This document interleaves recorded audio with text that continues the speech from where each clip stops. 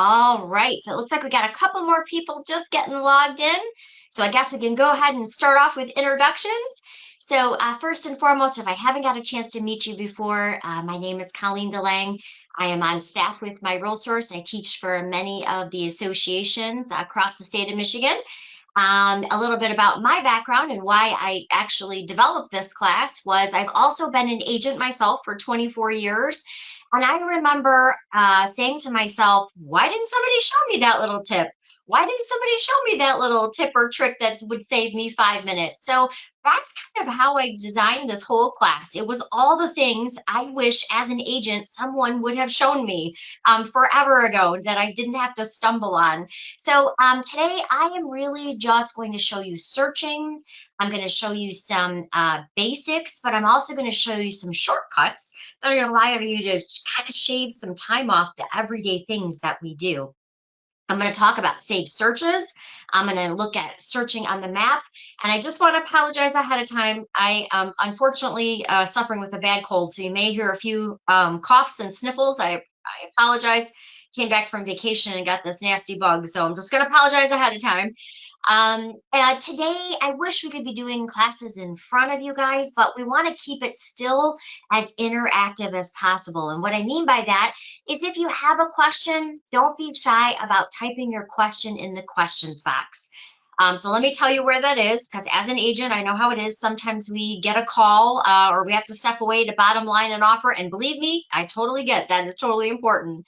So if you step away for a moment, what you may find is your GoToWebinar panel may minimize to the bottom of your screen. So don't panic. I know I get a lot of calls after, oh my gosh, I shrunk you down because I was working on an offer and I couldn't find you again. So keep in mind, if that does happen, just look at the bottom tray of your screen. There's like a little blue flower. You can always pull that screen back up at any time.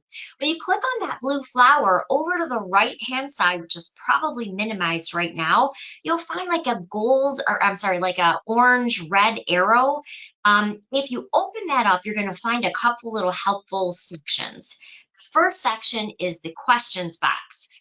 So if you click on that questions box, that's where you can ask a question throughout the demonstration today. So we kind of did a nice small group today. So if you have a question, don't be afraid to type it in that questions box. It'll actually pop up on my screen, so it'll allow me to stop periodically to answer those questions. The other thing, sorry, the other thing is in the handout section of that GoToWebinar, if you expand it, you'll find that I put some helpful cheat sheets. So here's the thing, as agents, we're never going to remember everything that I'm going to show you right now because I'm going to show you a lot today. And I certainly don't mean to overwhelm you. I just kind of want to give you little bits of everything that you're going to need to know. So I've included some cheat sheets in the handout section. If you click on that, you can save them to your computer. You could save them and email them, or maybe just keep a little book handy so that if you want to go back to these things, you can. All right, so we are recording this as well. So if you miss something, you do have to step away. I'm going to work on editing probably this and Friday's class. So we'll get those updated and I'm going to show you where you can find those too. So what I'm telling you is I'm going to show you a lot. Don't be overwhelmed. Remember, there's going to be a video that you can always refer to. I'm going to show you exactly how to find that. There are great cheat sheets that will help you in the future. And with that, let's go ahead. I'm going to turn my fuzzy red nose with all the sniffles off, and so that you can just see my screen. So you should be able to see my screen in just 1 second. Before I get too far into the class, if I can just ask one person, anybody on today's call, to go into the questions box and simply let me know that you can hear and see my screen okay. That would be really helpful. There's nothing worse than being 5 minutes into a webinar and realizing no one was able to hear you. So I would so appreciate that. Thank you so much, Daniel. Thanks, Chris. Nice to see you on the call today. All right, so let's go ahead and get started with some tips and tricks in Paragon. So first and foremost, again, when I started using Paragon, I think some of the challenges I had is, how do you do things faster? how can I do this and make it quicker? How do I make this easier? Felt like I was doing things that were taking too long. So if that's you, you're in the right spot today. And where we're going to start off is basically we're going to go everything from searching to just little shortcuts. Like one of my favorite shortcuts that not a lot of people know about is if you want to, let's say, open in Paragon and you just want to find your saved searches fast. Or let's say you just want to open to Cloud CMA, or you just want to open to a residential search without having to do additional clicks. Right down here at the bottom of your screen, way toward the bottom of my tray, do you see these little words? It says search residential, inventory search, Authenticine. Did you know you can use this as a shortcut bar? A lot of people don't even know it's down there. So let me show you what I mean. Let's say you do a lot of residential and you just always want to, with one click, open up to your residential searches, but you don't want to have to go to search, pick the class, then wait for that to load, then go into the search. Did you know you can customize this bottom toolbar so you can jump into any of those actions without having to do multiple clicks? So let's say I wanted to go right into my residential searches. I can simply click on that bar and it automatically starts up a residential search for me. Maybe I want to go into my saved searches right away when I log in. Same thing. So how do you customize what I call the speed bar? Well, at the bottom, you can go right to this little gear. By the way, we're going to cover this gear a lot today. I'm going to show you how to set up some great saved preferences. But this little gear right here at the bottom, it's going to ask you exactly what do you want on your quick search bar. Where do you want to go? So let's say that you wanted to add a particular, maybe you wanted to do a hot sheet. So you could call expireds. Maybe you want to have your hot sheet in your bar. All you have to do is decide what's important to you.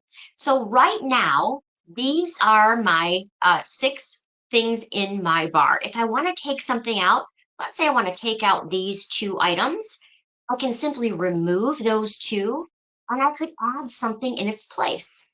So let's say I wanted to have at my bottom, maybe I wanted to have to go right into, again, Cloud CMA. I can click on Cloud, add it to my speed bar. And now anytime I want to go directly into Cloud CMA, I just have to click that option and it's going to take me right into that particular program. So a lot of people didn't know it was there. I know for the longest time, I never noticed it was there, and it's because it's so small. So if you find that you're having to click to go into your saved property searches, or you want to use particular, even anything in resources, let's say that there's maybe you want to go directly into Realist, or you want to go directly into showing time. You can add any of those items right into your speed bar and you can go directly there. And again, I didn't know it was there for the longest time, so I just thought I would point that out. If you don't have that menu at the bottom, so great question. So I don't see that menu at the bottom. So if you have expanded your Paragon screen full screen, what you will see is terms and privacy in this little gear at the bottom. If you don't have anything in there currently, it means that you've never actually added one. So all you'll want to do is find that little gear at the bottom. Once you do that, it's going to open up all the available options. And by the way, there's different categories. So let's say you wanted something from the resources tab. Maybe you want showing time, as I was mentioning, or RPR, or maybe you want to go into market stats. You can simply select it, hit add, and just remember to save it, and it's going to put those options right at the bottom for you in your speed bar. All right, so hopefully that helps. Again, if you're not seeing it there, can we set up the hot sheet and only show our local MLSs? Yes, you can do that. So we're going to cover the hot sheet. We're going to take a look at it. You can also search your inventory, and we're going to take a look at all of that. So great question, Daniel, and we're going to go there in just like 2 seconds. All right, so what are the other things I get common calls on? By the way, when you're looking at this screen, if your screen looks a little bit different than mine, it's simply because where I am, our brokers actually control the center section. Right now, the only difference in your screen and mine is that when you're logging in, you're seeing the great UPAR information, tells you about upcoming classes, things that you have going on. But one of the things that, as an agent, when I logged into Paragon the first time, I didn't love it. And I'm going to tell you why. I'm going to tell you how you can fix that. When I first logged into Paragon, this is what it looked like. I had my quick search over here on the left. I had messages like, really, it was not conducive to what we need as agents. And let me tell you exactly why. For me, when I log into the MLS, the crucial things I want to see are, did any of my listings have any scheduled appointments on them? Did the appointment that I requested today, did it get confirmed? Has the new contact that I added, have they logged in and used the collab center? Are they looking at new things I sent them? Have they opened up the emails that were sent? These are all the important things that we need to see first when we log into the MLS. So if your screen looks like mine did, and you have just this limited amount of information, what you can do to customize your dashboard so it's more efficient as we need it as agents is simply grab the top of this bar. So you see where it says quick search here? I like my quick search to be all the way over here on the right. One, I have OCD and I kind of like everything in a particular order. My brain kind of works in a particular order. So I like my quick search to be almost fully open so that I can enter information quickly. The other thing I like is my market monitor to be right here at the top because I want to see any new listings. Randy Brandt just took a new listing. She happens to be in my office. I want to be able to find office inventory very quickly. I want to find new listings that went on the market for my firm. By the way, if your brokerage has more than one office location, you can even click on firm over here and I can see new listings for the entire firm. Or maybe you just want to see your information. Maybe I just want to click and see if I have any listings getting ready to come up for expiration, or if I have any pending open houses coming up. Maybe I want to see that in a quick look at a glance. Or maybe there's a particular hot market you're watching. I'm also going to show you how to set this up so that it makes more sense. Down here, again, my showing time widget, so I can see any new confirmed appointments that I have or any new confirmed appointments on my listings. And then down below, I want to see all of my contact information so I can see if my clients have favorited something, if they've gone in and adjusted their searches. We're going to talk a lot more about this in just a moment. There are 3 key ways to search in Paragon. Okay, and I'm going to show you how to customize your dashboard a little bit more even. But first, you got to know, what are the easy buttons for searching? Well, when you are searching for a specific product, let's say you are searching for a particular property, a particular agent, or a particular MLS number. If you are searching for one item fast, then think of Power Search kind of like your Google search.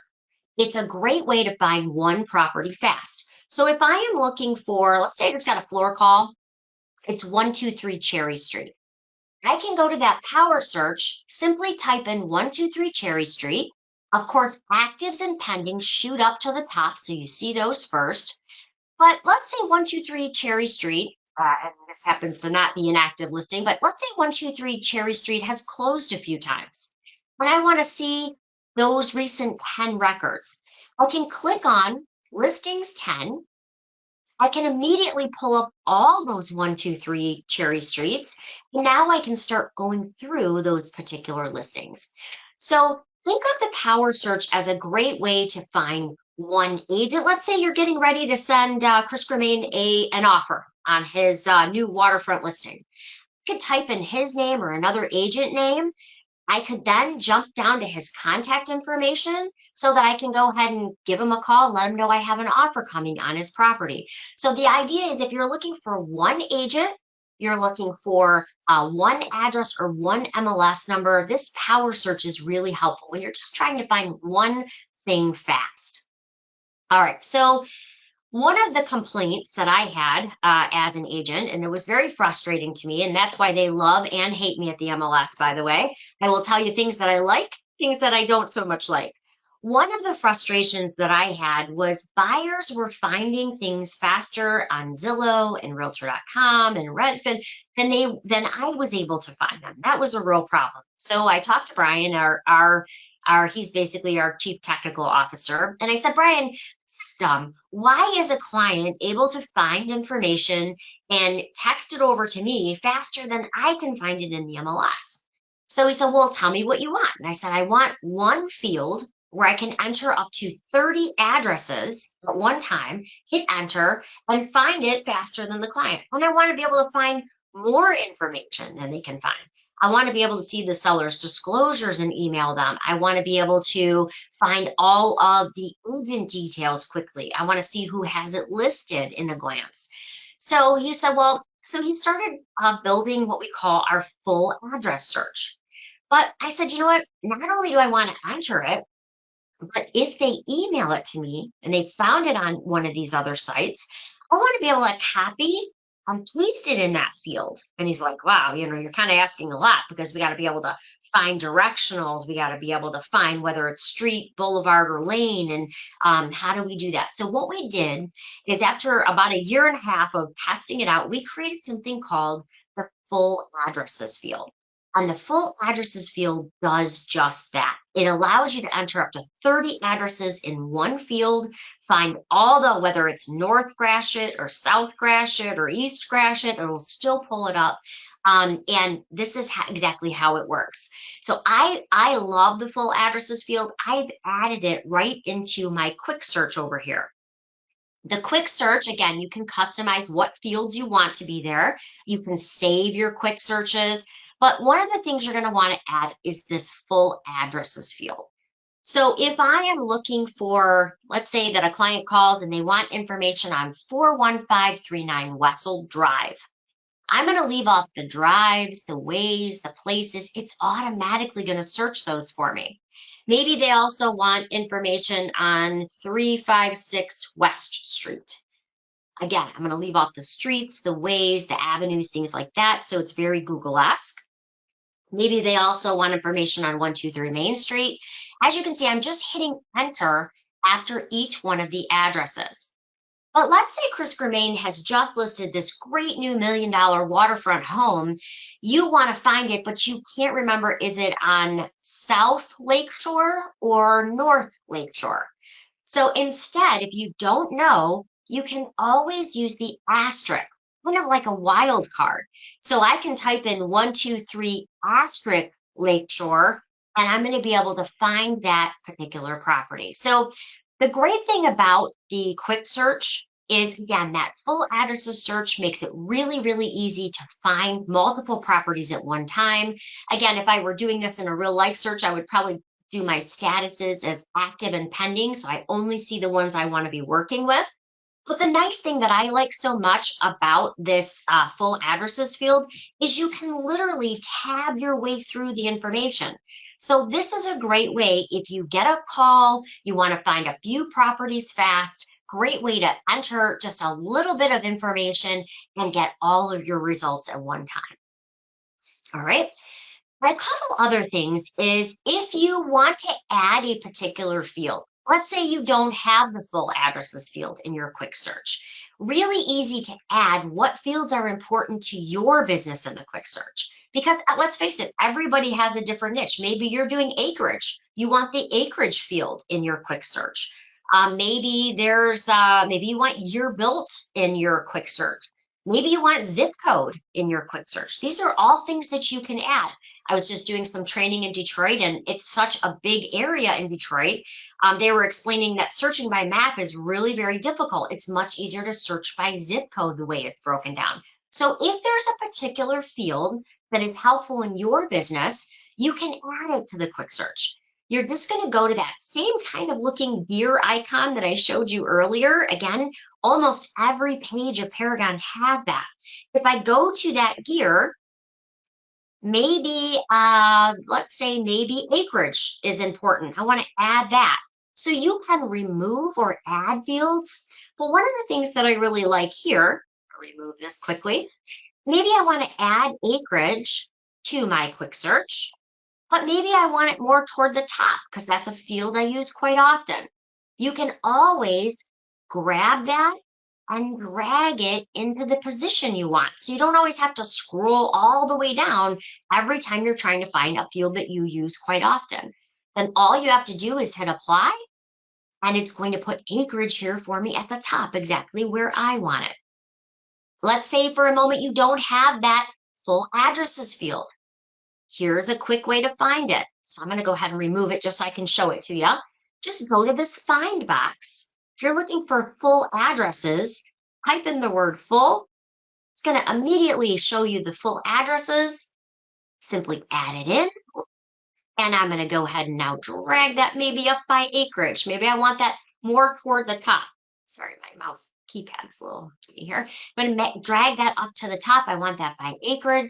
I'm going to simply hit apply, and it's now going to put it in that order for me. So remember, the ability to customize in Paragon is what makes it so much easier.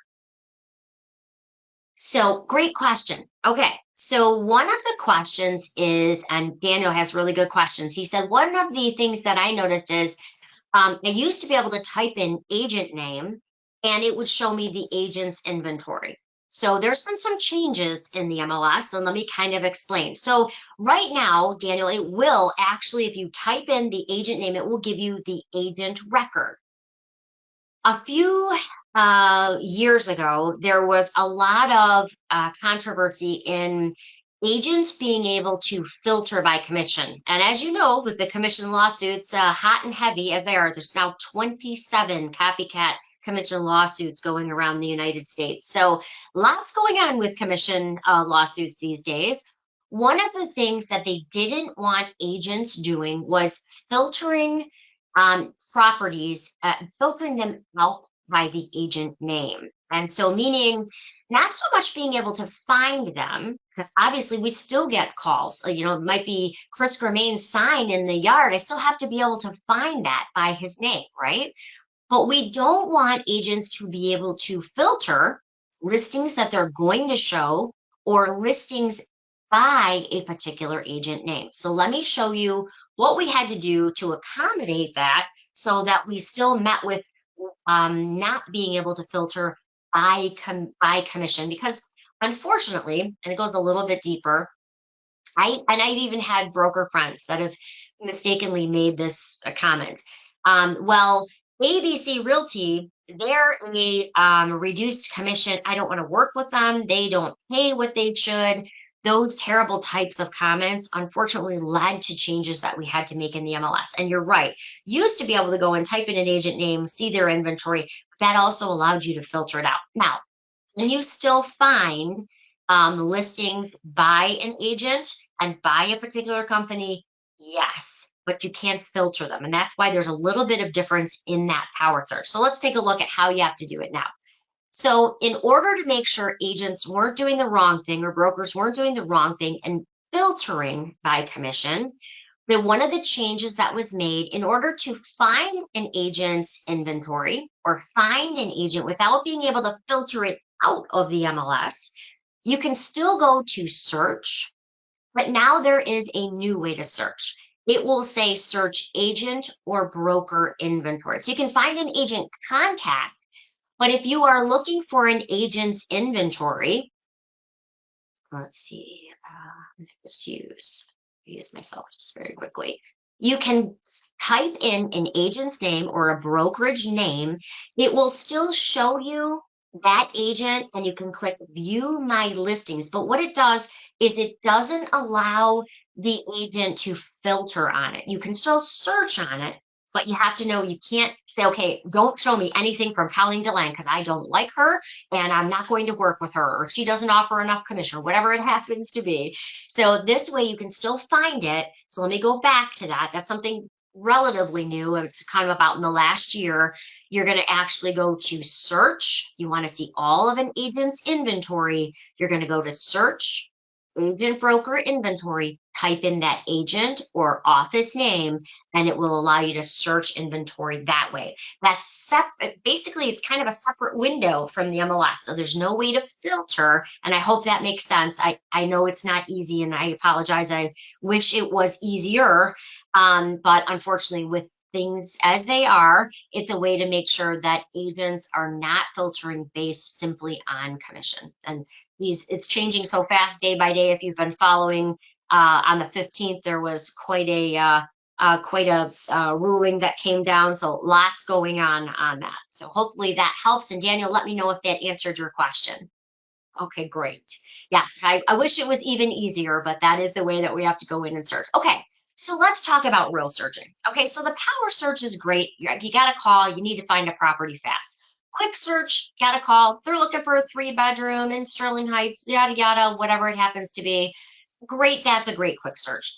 But really, let's face it, as agents, 99.9% of the searching we're actually doing is they want a finished basement with a 2-car attached garage. They're hoping they can find something with this low inventory. So you get my drift. Really, more than not, we are searching for more detailed searches. Detailed searching also includes things like adding features, adding more detail, adding maybe a square footage range. And in order to do that, really, that's when we're doing our detailed searches. So power search, just to recap, is great for one. Quick search, if we're looking for 3 or 4, you just got a quick call. But how do we really do those detailed searches? And that comes right under search in Paragon. So when you go to your search, you can obviously search by class. So you can search single family, maybe you're looking for vacant land, but maybe we'll use Daniel since he's had such great questions. Maybe Daniel's got a client who says, you know what, Daniel, if you can get me a really good deal on a fixer-upper, that's awesome, but I don't really want to rule out vacant land. Well, Daniel doesn't want to do 2 different searches and then set up 2 different versions of the collab center, right?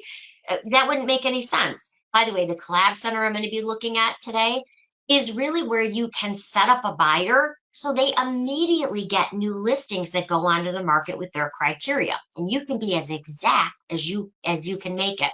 So let's say in this case, though, Daniel says, okay, he's looking at vacant land. He's also looking at single family fixer-uppers. He can also do a multi-class search, which means instead of setting up 2 different searches with 2 different classes, he can kind of cross over those class lines. So that's one option. The other thing that was asked about is hot sheets.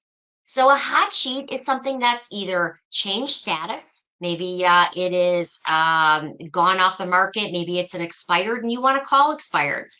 Maybe it just had a price change recently. Maybe it went back onto the market. That's really the goal of a hot sheet.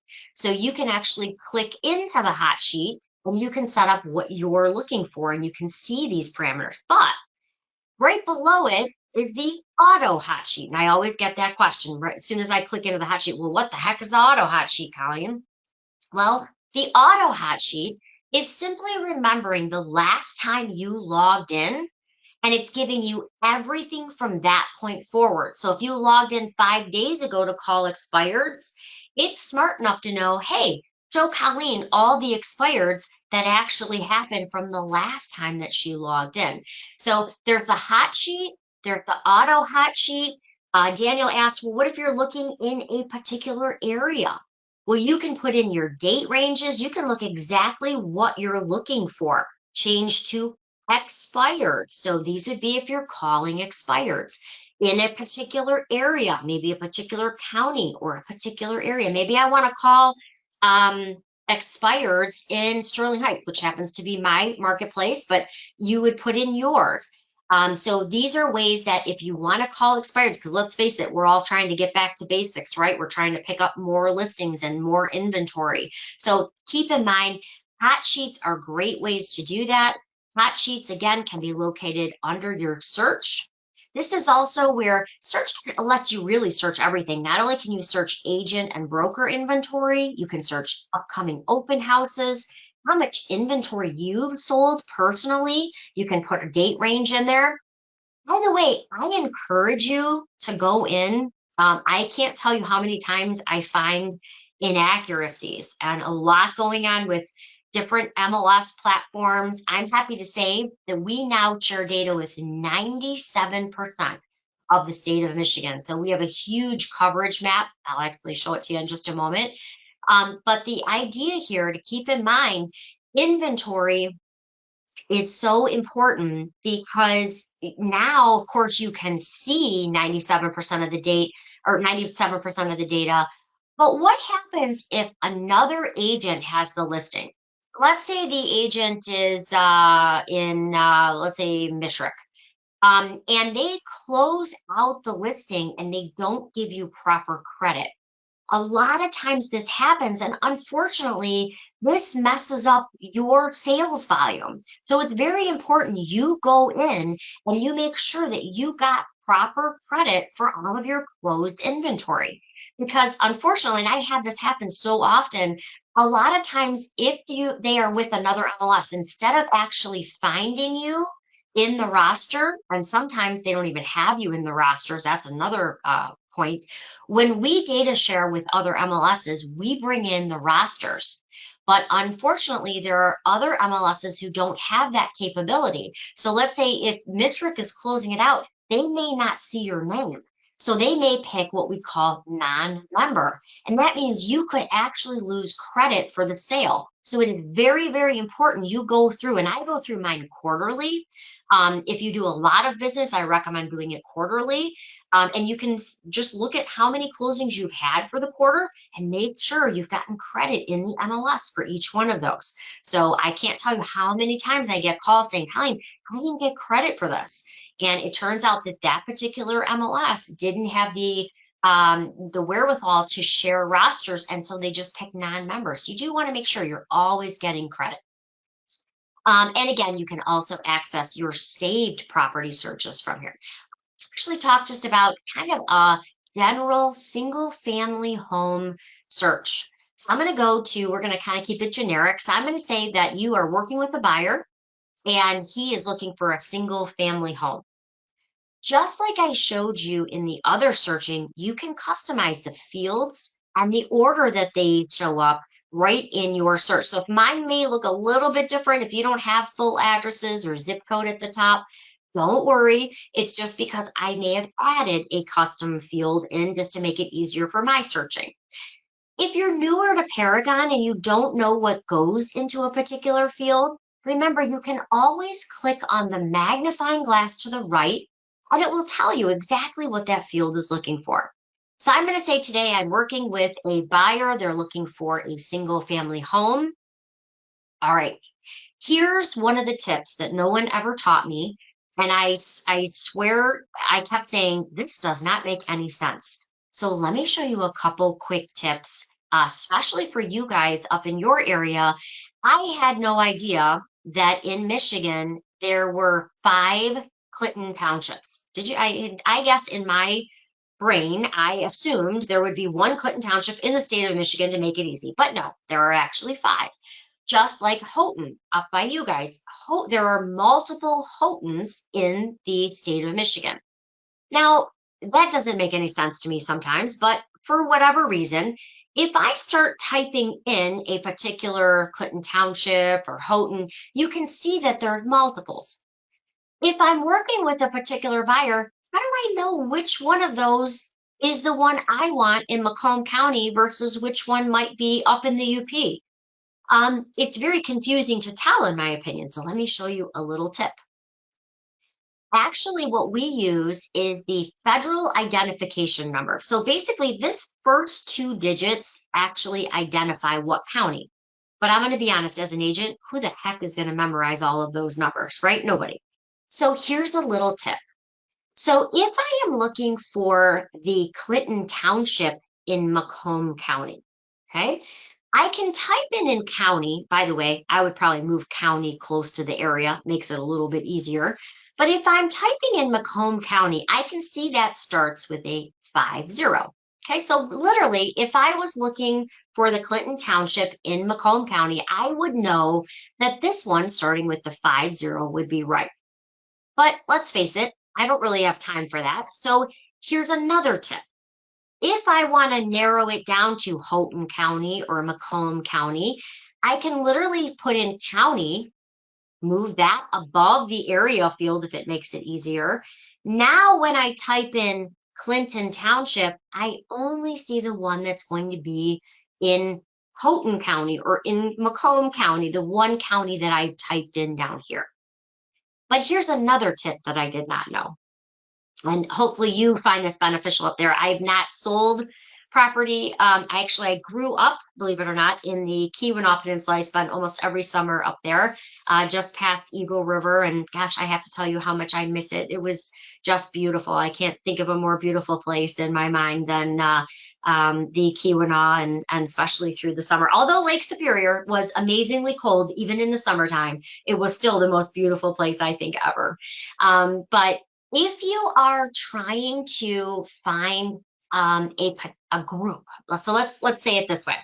Let's say that Chris Germain, and I try to give lots of good examples so it makes a little more sense. Because if you just teach it as a field, it doesn't make any sense. So let me kind of give you the background. Let's say Chris Germain is working with an investor. And he says to Chris, you know what, Chris, I'm looking in Houghton County, I'm looking in Macomb County, I'm looking, whatever the counties are he's looking in, but I don't really like Fraser or East Point, or there's a couple cities that I'm not interested in. Well, the last thing Chris wants to do is start typing each individual city for, like, let's say 30 cities in the county and exclude 3 or 4, or drag out the map and figure out which one does he not want, how many cities are there in that county. So let me show you what I didn't know for a long time. So if you go over to the magnifying glass to the right, okay, where it says area, let me show you a little tip. So let's say that your investor was looking in Macomb County. So I'm going to change this from contains. I know everything in Macomb County starts with that 50. And if you were using Houghton, we'll use Houghton next so you can kind of see it. So I'm going to change it to, I want to see everything in the county begins with 50. You know, what this just did is it gave me every single township, municipality, and city in that county. I can see there's 26, so I'm just going to change it so I get all the records in one nice view. So this is basically showing me every city in that county. And as Chris's investor mentioned, he wants everything, but he's really not interested in the Centerline area or the East Point area or the Fraser area. By the way, if you are doing multiple counties, you can do this with multiple counties. Do you see how with one click, I just inserted 23 different cities without having to pull out a map or figure out exactly where my investor didn't want to go? So it's an easier way. Again, if you were doing Houghton County, let's see, we'll do Houghton County. Actually, I killed all these first here. I'm going to take all these out. Maybe it's, so I'm sorry, Houghton Township. So there's Houghton Lake, Houghton Township. So if I am looking for the Houghton Township in, let's say, in this particular county, I'm going to go over so I can see Houghton Township is 42. So I'm going to go again, maybe to, maybe you want to see everything in that particular. Now, let me actually look up that particular county. Let's see which. The Keweenaw County, I'm sorry. So it would be the Keweenaw County. So if I'm looking for the Houghton Township in the Keweenaw County, I can actually go again to my, not working up there, it's a little bit harder for me, so I'm a little challenged here, but I'm going to go to my magnifying glass, same concept. So I'm going to go with magnifying glass and area. I know I'm really looking for what is going to be beginning with 42, right? So that's a good way to be able to see all of the cities. So I'm going to take this out so you can kind of get the idea. I'm going to go to my magnifying glass for area. I'm going to change this to begins with I want to see everything in Keweenaw County. I can go ahead and select. Maybe he wants everything except Eagle Harbor. Actually, who wouldn't want Eagle Harbor? I love that area. So I can go ahead and simply select everything without having to pull out a map. And again, if you're doing more than one county, that becomes really helpful when you can add those things in quickly. If you wanted to remove it, remember everything in your search criteria up to now appeared right up here in this top box. So if I wanted to start over or add something different in, I can just hit that X and I can actually start over. All right, so let's go in and let's pretend we are working with that buyer. Let's say that this is where we're adding in more of that detail. So for me, I have a buyer, maybe they're looking for they would like a brick ranch home. So I'm going to go to structure style down here. I'm going to say that they are looking for a 1-story. I could add in brick if that's really important to them. We don't have enough inventory down here. I'm sure you guys face that same thing right now. So, but I'm going to say that I want to that this buyer is looking for between 3 and 4 bedrooms. Maybe they're looking for at least a bath and a half. So we're going to go 2 to 3 baths. They are looking for a basement, but let's say Chris's buyer says, I'm looking for just a finished basement. So if you set a buyer up and they have said to you over and over again, Chris, I only want to see things that have a finished basement. Well, this isn't going to be enough, right? It's adding in that extra level of detail. If you set them up with the collab center, so it's automated and automatically going to them, they might be frustrated if they get all these unfinished basements and they specifically said to you, I only want a finished basement, right? Same thing with garage. Maybe they said, Chris, I only want an attached garage for my parents. I want that to be really easy for them. So if he's sending a bunch of garages that are not attached, well, now they're getting frustrated, right? So I want to add some extra levels of detail. How do we do that? Well, we do that specifically with features. And features work like this. Features work must have this item to automatically go to my buyer, must not have this item, or must have at least one of these. And many of these are ones that we've added specifically for UCAR. All right, so let's take a look.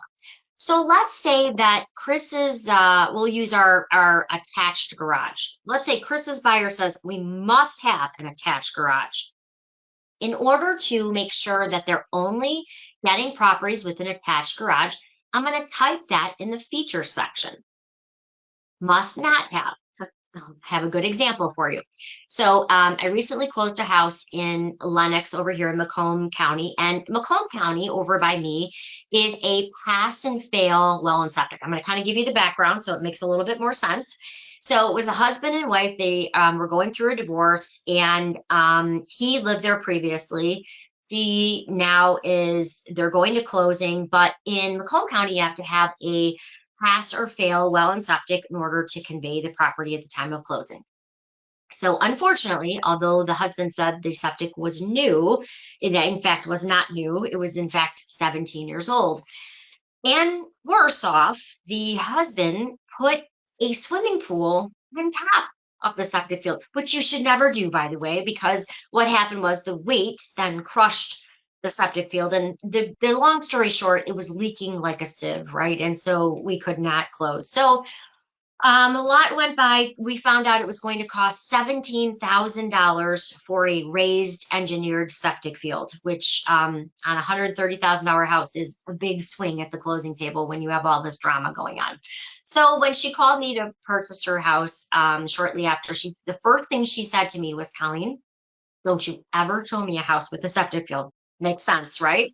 So in must not have, all I had to do was type in the word septic, and anything with a septic field would not go to her. So this ensured that she knew I was listening to her. She wasn't getting a bunch of homes that she had to go through and manually filter out. Now, keep in mind, when we go into the Collab Center, we're going to just touch on it today because we actually have a whole Collab Center class coming up. There are ways for you also as the agent to circumvent this too. So let me give you another example.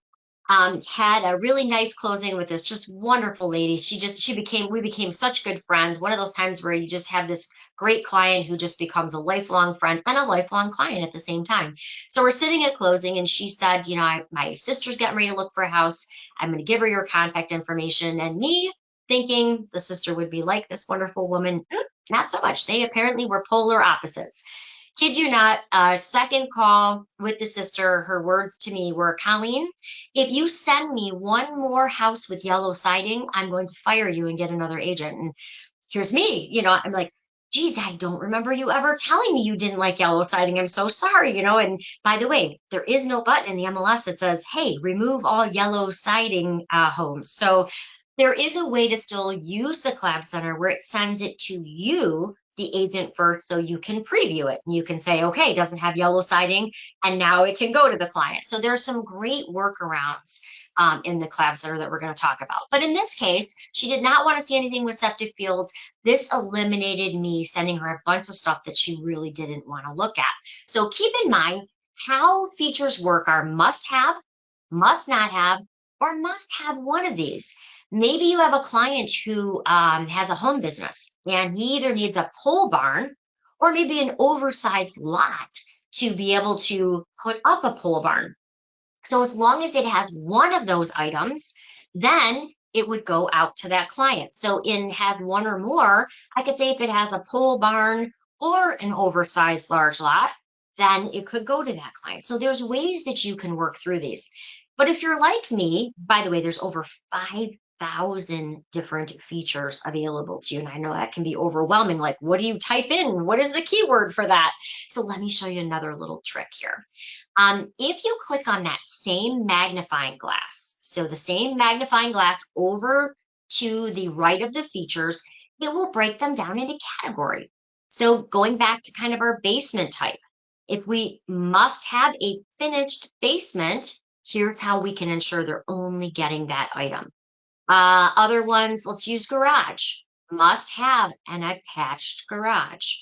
I want to talk a little bit about water, because that was something when we brought UPAR on board, and I apologize, I know that transition was bumpy because you had so many, because of your location and your geography, you had so many things that we didn't have in the beginning under features. One of them was Great Lake and Interior Lake. Those were things that we had to add because we didn't have anyone that had requested those before. So let's say that you have a client who only wanted to see things on Lake Superior, must be on the Great Lake.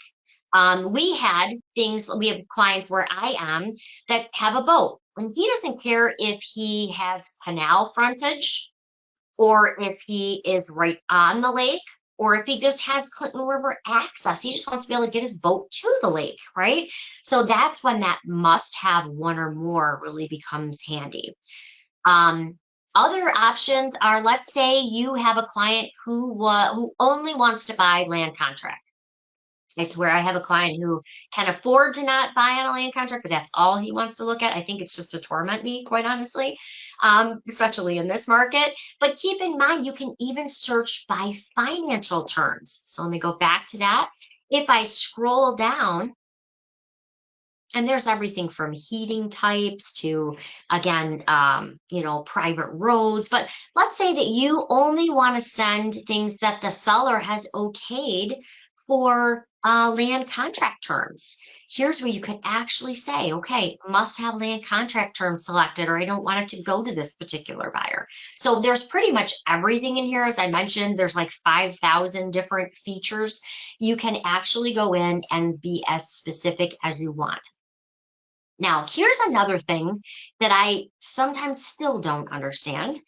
The secondary criteria in Paragon. Okay, so again, sometimes the people who build technology have never sold a house in their life, and this is when it becomes apparent, right? If you scroll down in Paragon, you will see this secondary criteria. If you click on that little drop down, that little carrot, if you will, it actually doesn't look like anything happens, but it does. So if you scroll down, sometimes you will find features in here or fields in here that really don't belong in secondary criteria, in my opinion. Things like acreage, year built, full baths. Maybe you want to do a really detailed CMA and you want to put it has 2 full baths on the the above grade square footage and 1 half bath. If you want to be even more detailed, or you have a buyer. Let's say Chris has a buyer and he says to Chris Germain, hey, I have 6 daughters. I haven't had a hot shower in like 4 years. I need at least 2 full baths. And you're showing them a bunch of bath and a halves, they're going to get mad, right? So maybe you want to have at least 2 full baths in the square footage. You can actually move these out of secondary criteria where, in my opinion, they do not belong. So if you have them down there, you can also hit customize and move them up in your primary boxes. So if there is a field, just like I keep pounding on this point, because the nice thing about Paragon, unlike other MLSs, you don't always have to scroll to the bottom to find your fields. You can move the important ones up. Remember, you can also drag and drop them. So you can move them in whatever order you wish. If there is something in your secondary criteria, like acreage, and for goodness sakes, we all use acreage. Well, at least most everyone I know uses acreage, or year built. Pull them out of that secondary criteria and add them to your primary.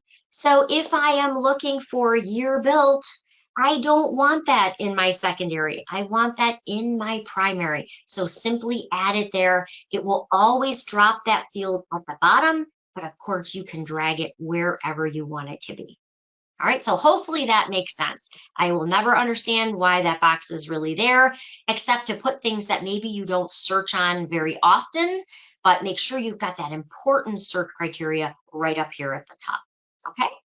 All right, let's talk about the big one. Let's talk about what is the most important thing when you're setting up a buyer. Location, location, location, right?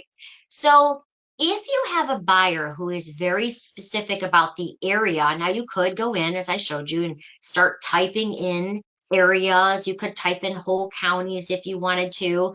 And in this market, you know, less is best, right? We're not a lot of inventory to choose from. But one thing you want to remember is that you can still search by map and be very accurate. So if I want to be even more specific, I can click this search by map field, and it's going to take me right into the map. Now, by the way, my map takes me into Rochester. It will show you where your office location is. That red X that you see generally will open to your office. But keep in mind, if you want to change that to be your home or an area you work, you can actually set that in your preferences.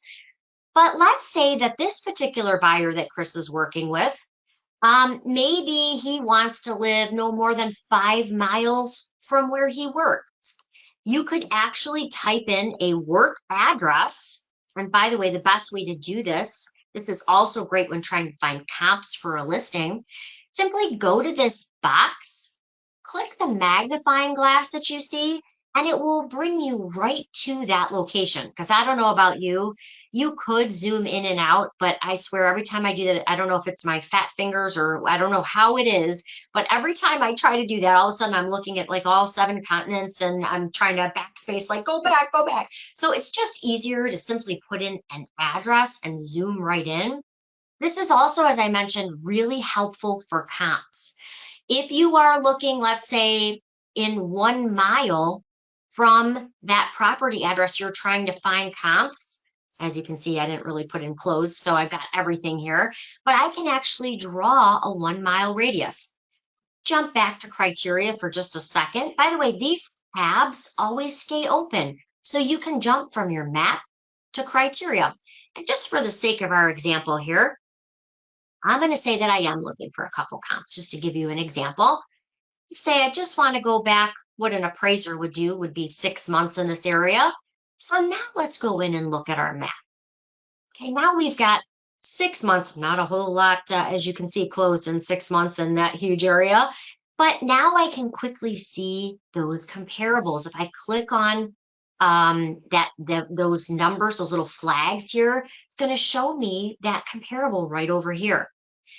Here's a couple things that I swear I wish I would have known years and years ago. And when I found out, I said, if I ever taught a class, I would show people this. One of the things that I would show is, let's pretend that you are trying to find comps. You're going back 6 months. You're trying to find comps for your subject property right here. And let's say that he's listed a bunch of $1 million waterfront properties. Okay, we're going to pretend these 3 are his $1 million. We're going to pretend that this is beautiful Lake Superior. We're just going to pretend for a minute. I know it's not, but we're just going to pretend so we don't have to jump all over. But we're going to say, although we're excited for Chris that he listed all these $1 million properties, I'm listing a little brick ranch off of here, and this is going to mess up my CMA numbers. So how do I remove those waterfront listings without having to go deselect a bunch of properties? Okay, here's what we do. We're going to go to Draw. And I personally kind of like the Paragon tool. I think it's a little more exact. And I'm going to say, although I love all of these really cool $1 million waterfront listings, I don't want to include, I want to exclude this. So I'm going to click on Draw, my Paragon, and I'm going to draw the area that I want to exclude from my CMA. This is also helpful if you have maybe a big subdivision and half is new construction, half might be older homes, and I don't want all the numbers to be radically different. This is a great way to do that. Now, I know what you're probably thinking, lady with the fuzzy hair, that just made another shape. I still see them. One more step. You're actually going to select Edit, and instead of including them, we're simply going to exclude them. Now you can see I didn't bring in all Chris's $1 million waterfront properties that are going to screw up my number for my CMA. Here's another example. Let's say in your radius, you didn't get any comps. And you think, you know what, I don't want to put, you could go up and put 2 miles or 1.5 miles or 1.6 miles, but you just want to open up that shape a little bit more. You don't really want to go too far. You just want to see if I open it up a little more, would I get any additional comps? So you can actually click in the shape. So I'm under Edit again. And maybe I just want to open it a tiny bit more to see if I could bring in any additional comps. And as you can see, I did. I brought in 2 additional comps by opening that circle just a little bit more. All right, so easy ways to do that. The other thing is, now you're covering a lot more area, right? You can see 97% of the state in your data share. What if I told you that you might, maybe you kind of want to look at a particular neighborhood, or you don't want to drive 2 hours away to kind of check out the neighborhood. You just kind of want to see it, or your buyer does in the Collab Center. You can grab that little yellow Google man right over here to the right. And we all see him, let's face it, we see him on everything now, right? But what does he do? Well, if we grab him and maybe we want to set him in front of our listing, we can literally check out the entire neighborhood. We can see the house to the left, we can see the house to the right, and we literally can walk down the neighborhood. By the way, your buyers can do this too, right from the Collab Center. Any home that you send them, they have the ability to walk the neighborhood and check it out as well. All right, to get back to our map, I'm going to go ahead and click on that little arrow, and that's going to take me back. So let's pretend for one moment that your buyer is interested in a couple different areas. So before, you know, it used to be we'd put in whole cities, but sometimes there's an area of the city maybe they don't love. Maybe they don't want to live south of a particular street. Maybe they want to live closer to work. So I can go to Draw. Again, I'm kind of fond of the Paragon, but you could use whatever shape is easiest. And let's pretend for a moment that they tell Chris, you know what, Chris, we do not want to live west of DeQuinder Road. And again, this is over by me, but same principles apply to where you are. Maybe they don't want to live south of 18, but maybe they said to Chris Germain, you know, hey, my mother-in-law lives on the other side of Mound. I think we just better stay on this side over here. We don't want to be too close. You can actually draw up to 10 shapes on your map. So keep in mind, you're not limited to a city or a county. You can actually draw those shapes right on your map. You can do up to 10, and you can make, again, you can expand on them by going to edit. But then a good friend of mine, Flo Apke, she does a lot of business in my area. She brought up a really good question.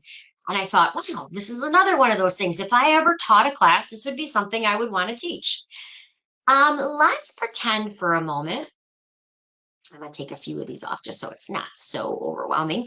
Let's pretend for a moment that you're looking at Lake Superior properties, and your client asks you, he says, Daniel, am I going to need flood insurance if I'm looking in this particular area? Now, I do always tell my buyers, by the way, this is not a survey. This is not an elevation cert. This doesn't mean that it's not a for sure thing.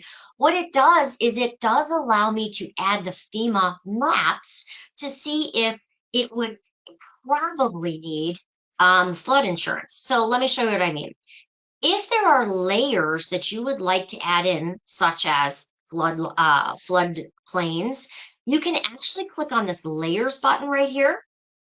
You could select floodplains, and it will show you areas that you probably want to find out if, in fact, you're going to need flood insurance. So it's kind of just a visual indicator. So I thought that was very helpful. But then I had a good friend of mine, Flo Apke, called me, and I just think the world of her. I actually did my very first deal with her. She actually ripped up my very first offer. It was 24 years ago. I was brand new in the industry. Wrote my offer, and I was nervous because I had heard she was a little bit tough to work with. And sure enough, slid my offer in front of her and watched her tear it to pieces, and kind of broke my heart. I was kind of sad, to be totally honest. But it made me a much better agent from that point on. I had written 4% concessions, and it could have only allowed for 3. And she very quickly pointed that out in that way. But anyway, she always asks good questions. Now I just adore her. But she said, well, Colleen, she gave me a really good example. She said, Colleen, tell me something. She says, I have a client, and the client is a volunteer firefighter for a particular city. And he has to live in that particular city. He can't live one street outside of that city and keep his job. He has to live, because it's volunteer, they have to be there in a moment's notice.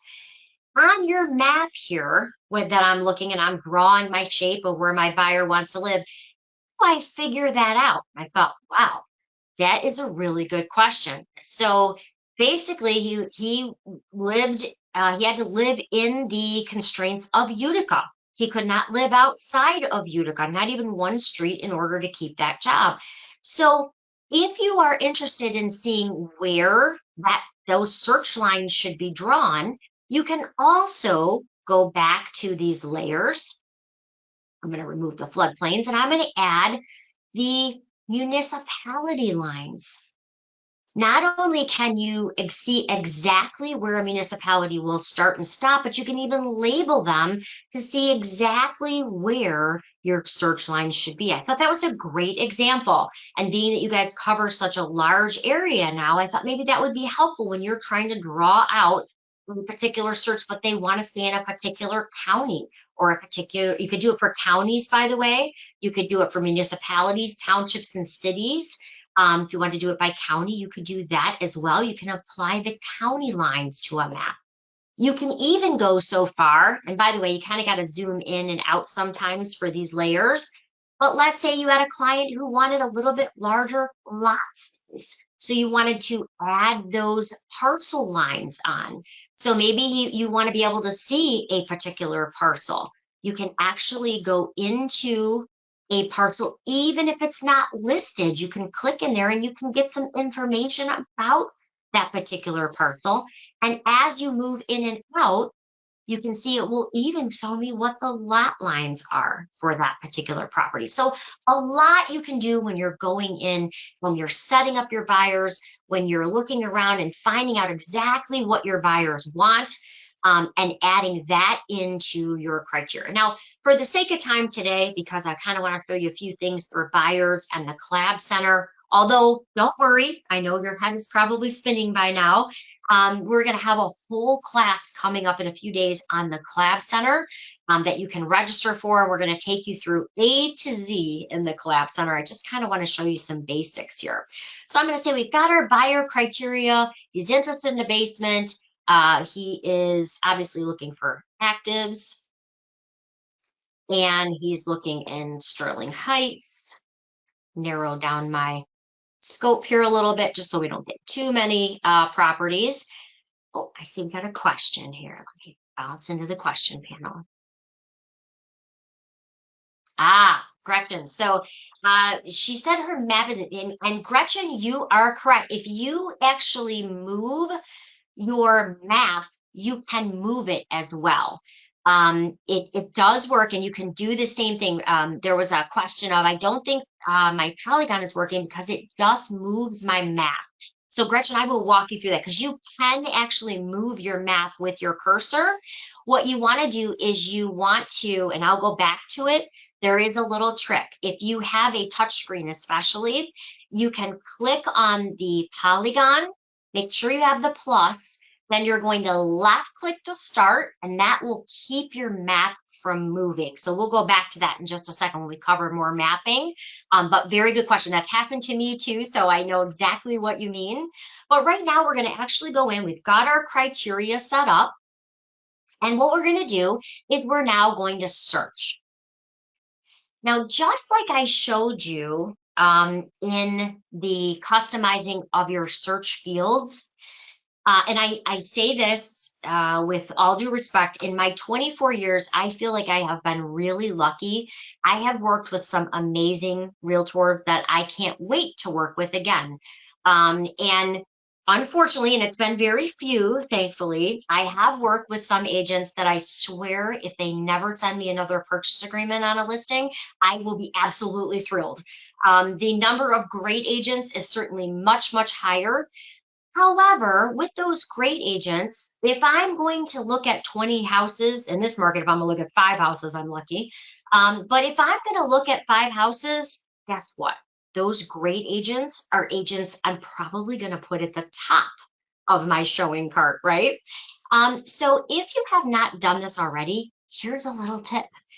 If you want to see who has the property listed in the view, again, it won't let you filter on it, but if you want to see who has it listed, you can actually add in the agent name to your search results. Same thing, under customize, add the agent name, because if I see a great agent like Chris Germain, or I see a great agent like I've worked with Ann Mayu, I've worked with Kimberly Fagali, great agents, I might want to put them at the top of my showing. Not that I wouldn't show another agent's listing, but there are certain agents I might want to put at the bottom of the list, if you know what I mean. So keep in mind when you're setting up your search results, you can customize those too.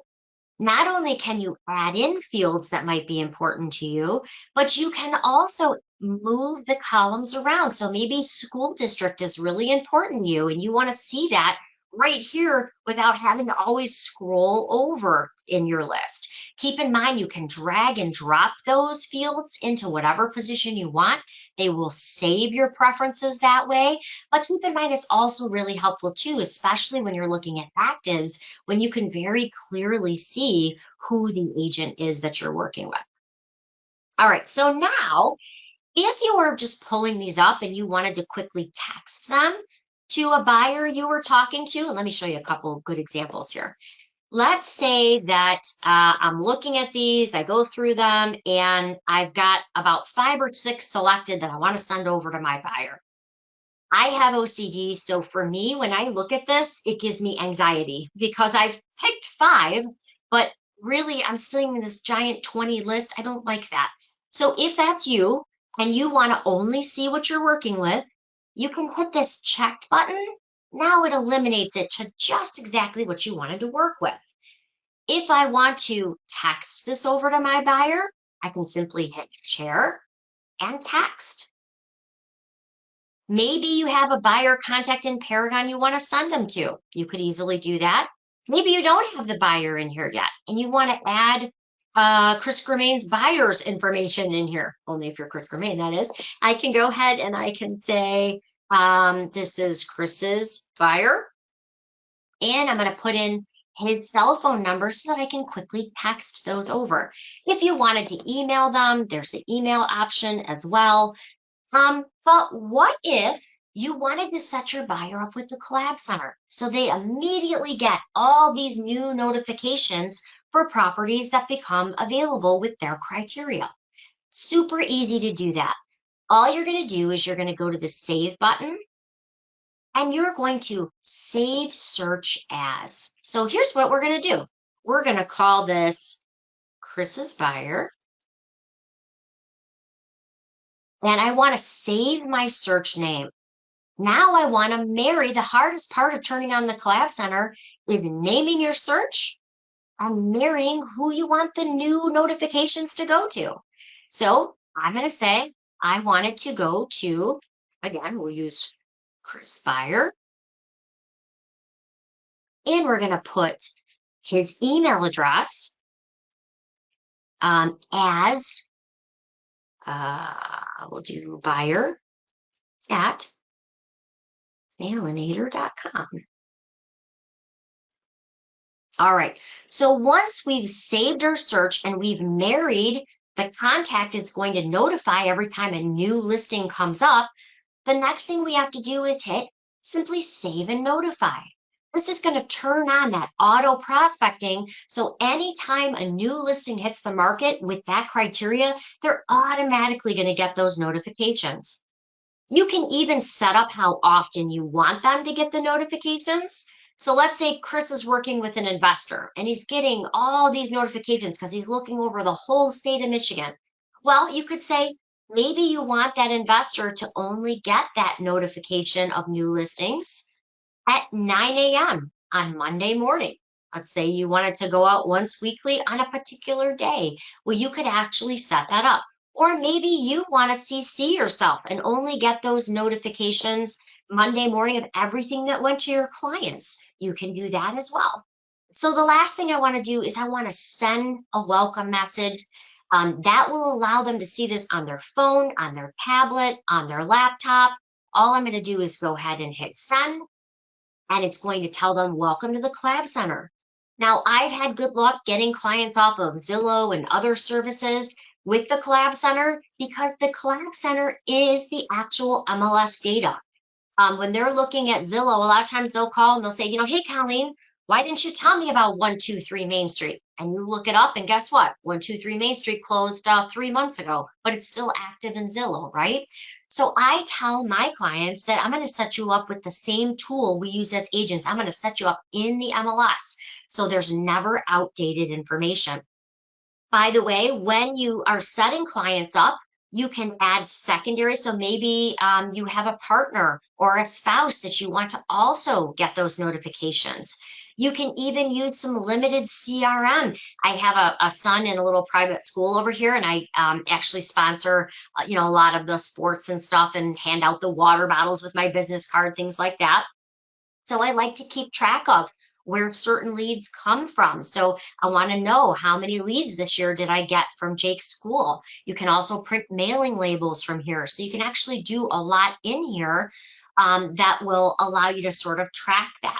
You can also add additional searches. You can even do agent recommended. So a whole lot you can do within the Collab Center. So if you haven't taken the Collab Center class, definitely take it. I love, most of all, how the Collab Center works and looks for the agent side. So a lot of people get confused about the Collab Center because there is no magic button for the Collab Center. It's just everything is under your contacts. So let me show you what I mean. If I want to see, has an agent logged into their Collab Center account, I can click on contacts, click on view and manage those contacts. And I can see all the clients I have in here that have the Collab Center set up. So we were looking at Chris's buyer. Let's see what the actual Collab Center looks like for our buyers. Because let's face it, they're used to easy. They want to be able to draw a search with their fingertip. They can actually do that. They can create their own searches. They can even Change a search you set up, which alerts you, by the way. Maybe they change, maybe they increase their price. It tells you as the agent what they've changed. I also like it because if we go in here, I can see when I added that particular client. I can see when the client last logged in. I can see when the client received their last notification. I can see how many favorites they have, how many they don't like. So I can see all of that in this view, which makes it really, really easy. But let's take a look at what it looks like on the client side. Clients can go in, they immediately get the notification of a new match. If they like it, they can favorite it. They can ask questions, mark it as possible. They can stack two listings up to compare them. They can go in and click view detail and see everything from the seller's disclosure to the lead-based paint. Here's where it gets really cool. They can see not only all of the property details, but if they favorite a property, it immediately notifies you, the agent, that they favorite it. Now, inevitably, this always happens to me. So I get the notification, right, that they like something. I want to schedule some showings. Maybe they like 2 or 3 properties. I now have to pick up the phone and I have to call and I have to say, okay, Mr. Schmagegi, when would you like to see this property? He inevitably says, let me call Mrs. Schmagegi. We'll get back to you. Now the property's already pending, right? Here's a better way. If they favorite a series of properties, you can not only receive those notifications, but there's also a place that they can go in and put the time that they're available. Now, this does not create a showing appointment. What this does is it just tells you, the agent, the time and date that they're available. So I just tell my clients ahead, favorite anything you want to see because this market's moving fast. And go ahead and throw the time and date that you're available in there so that I can go ahead and schedule it. And then I can just reach out and confirm when we have our appointments. So I love that it makes it easier for me as the agent.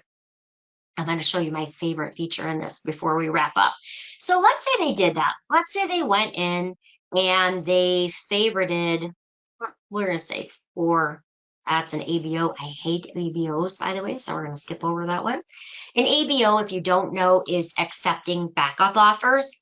By the way, license law in Michigan says we have to present all offers anyway, so we always accepted backup offers. So this is not my favorite status because if you see an ABO, what it actually means is it's pending, but it's really pretending to not be pending. It's pretending to be active so people keep looking at it.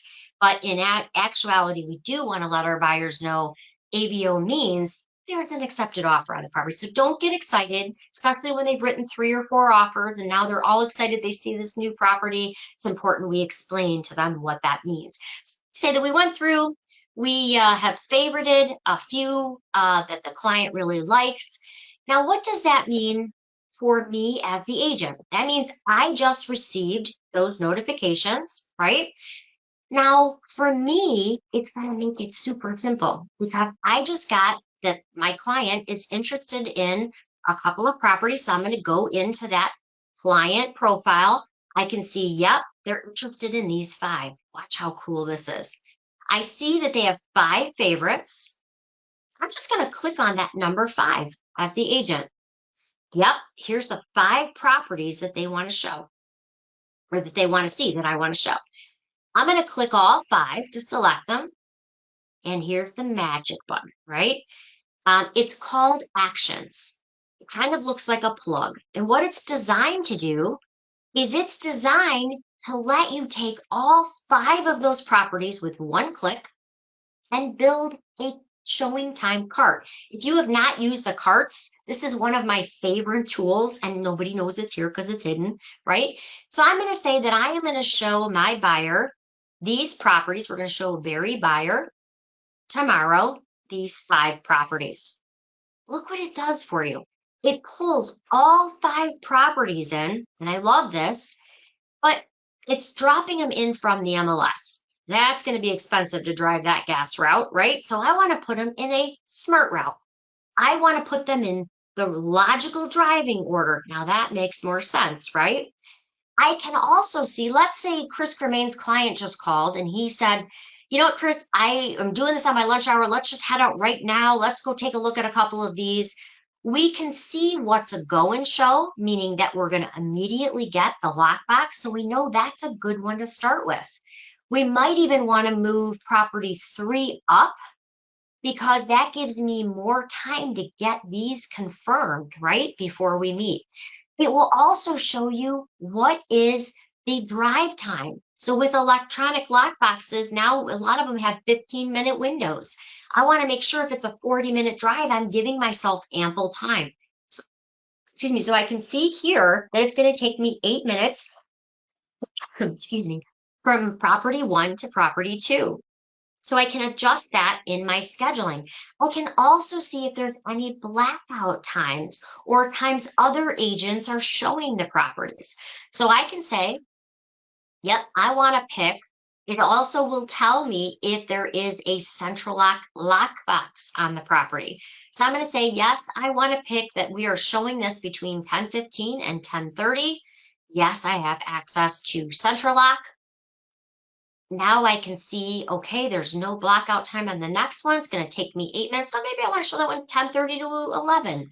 Now I can go in and pick that time. Yes, I do have access to central lock. And I'm going to go ahead and maybe make that time 10:30 to 11. Now I can submit all of my requests at one time. And I can even send turn-by-turn directions over to my buyer so they know exactly what house we're starting with. They don't have to call Chris and say, hey, Chris, what was the second house again? What was the third house? All of those are done in your turn-by-turn directions. You can also add other places. So let's say Chris is going to take them to lunch in between property 3 and 4. He can put the restaurant in for lunch. And if you're like me, I seem to always get those challenging buyers. You get your whole tour like all set up. You're like, okay, this is going to be easy. This is good. And they call you and they say, Colleen, we found 2 more houses. So you can also go back into your cart and add additional listings on the fly. So it does a whole lot more for you. If you haven't taken the Collab Center, there's kind of a teaser of why you should take the entire class. But the goal is to make it easy, less clicks, and having things auto-populate together so you don't have as much work to do. All right. So by now, your head is probably spinning and you're probably thinking, okay, how are we going to remember all of this? Well, remember, we recorded this entire class for you, and I am going to be uploading this to where it's really easy to find. Should probably have those done at the end of the day. I know we had another class, I think it was Friday. I'll get that uploaded as well. All you have to do to go and find these classes are go to resources right in Paragon.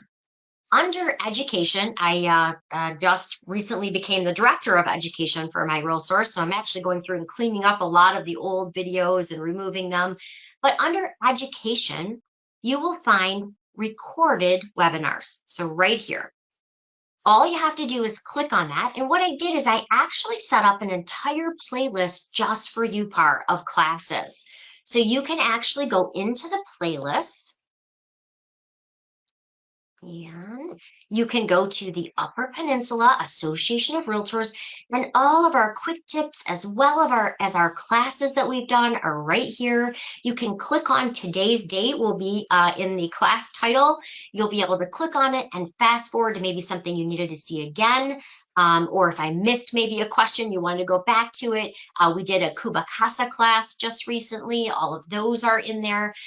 So keep in mind, you can always go back and see this. I did put those handouts in the go-to webinar handout section. But let's say a couple days go by and you're like, I can't find those handouts. Keep in mind, those are also listed under the MLS documents. Right here, I know it's kind of hidden right up here in the top of Paragon. If you go to the education handouts, you'll see it says handouts and cheat sheets.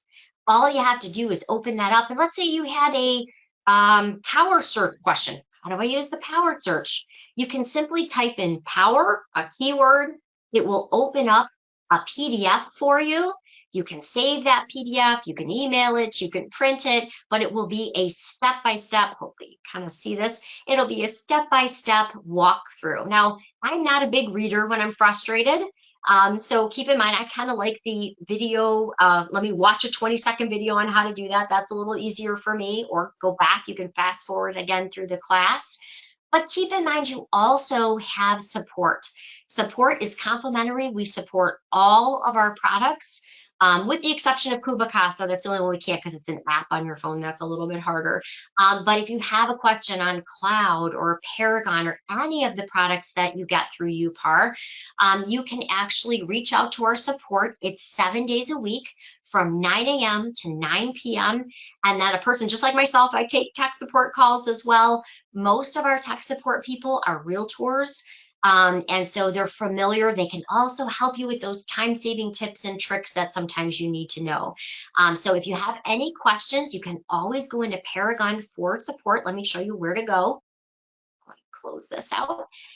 If you go to Help right up here at the top, hopefully your GoToWebinar box isn't covering it. If you go to Help here, it will give you our technical support information. Again, 9 a.m. to 9 p.m., 7 days a week. Here's the phone number, or my contact information will also be listed on a survey that's going to follow this class. So if you do have any questions, or if I missed a question, you can always include it on that survey, and I can get back to you that way as well. So I, again, apologize for the coughs and sniffles today, getting over kind of a yucky cold after vacation.